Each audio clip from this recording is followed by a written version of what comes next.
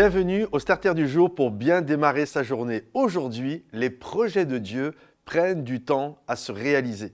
J'imagine que si vous êtes chrétien depuis plus de 6 mois et que Dieu a déjà mis des rêves dans votre cœur et que vous œuvrez en fonction des projets, des plans que Dieu a mis dans votre vie, vous êtes aperçu que les choses ne se passent pas en 2 secondes. Il n'y a pas un coup de baguette magique et ça prend du temps. Lorsque nous avons voulu développer notre centre de formation, notre école biblique à l'église Momentum, pour faire Momentum Academy, on a commencé, on pensait que ça allait s'ouvrir littéralement dans l'année 2012 et ça a commencé dans l'année 2020. Ça a pris 8 années supplémentaires.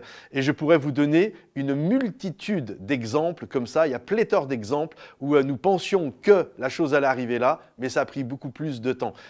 Il y a un dicton que j'aime beaucoup, que je dis souvent, même pour me rassurer. La foi est un voyage et vous n'aurez pas tout réglé ce week-end. Ça prend du temps d'accomplir tout ce que Dieu désire que nous puissions faire dans notre vie. Un des exemples les plus parlants dans la parole de Dieu, c'est la construction de l'arche de Noé. Lorsque Noé a reçu cette vision, le plan, le projet, le schéma, bref, il a tout reçu de la part de Dieu afin de construire une arche pour sauver sa famille et également les espèces, toute espèce animale et les animaux. Et lorsqu'il s'est mis à construire cette arche, ça a pris des décennies et des décennies et des décennies. Et en plus, il était loin de toute forme d'eau. Il était dans un endroit qui paraissait complètement fou et il s'est mis à travailler. Et certainement qu'il y avait des moqueurs qui étaient là. Il a dû se faire railler. « Mais qu'est-ce que tu fais, Noé? Mais ça n'a pas de sens. » Et lui travaillait, il travaillait dans le but qu'un jour,